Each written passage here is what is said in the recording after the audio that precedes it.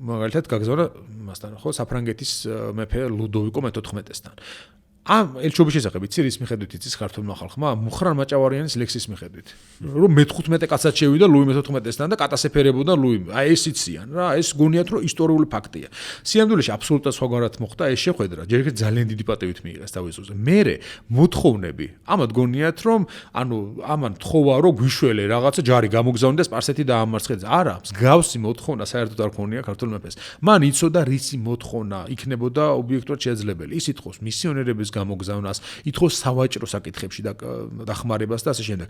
ანუ ქართველმა მეფეებმა მაშინ ძალიან კარგად იცოდნენ პოლიტიკური ვითარება რა იყო და ამ მოთხოვნებს იმის მიხედვით აყენებდნენ. ჩვენთან ვიცი როგორ წერია ხომ უმეტესწილად სახელმძღვანელოებში ეს ამბები, სახელმძღვანელოებში უფრო განსაკუთრებით აი ძველ წიგნებში გარკვეულწილად საბჭოთა პერიოდში, რომ ეს გზავნიან ქართველ მეფეები ელჩობას დასავლეთში იმისთვის რომ დახმარებას თხოვონ ირანის წინააღმდეგ, ოსმალეთის წინააღმდეგ და ასე შემდეგ. არა და რეალური ტექსტები რო ნახოთ, აი თუ რა არის მიწერილი მოწერილი და იქ საერთოდ სხვა რაღაცებზეა ხომ ეს შემთხვევაში საუბარი იქ რა. ანუ ძალიან რეალისტური მიზეზები ისინია ხომ მოყვანილი ამ შემთხვევაში რა მოთხოვნები და არა ის რომ მიდი თქვენ უზარმაზარი ჯარი გამოგზავნეთ და გადაუვარეთ მთელი მას. არა. თუ ასეთი შემთხვევები ყოფილა რატო მარტო? აი მე-15 საუკუნეში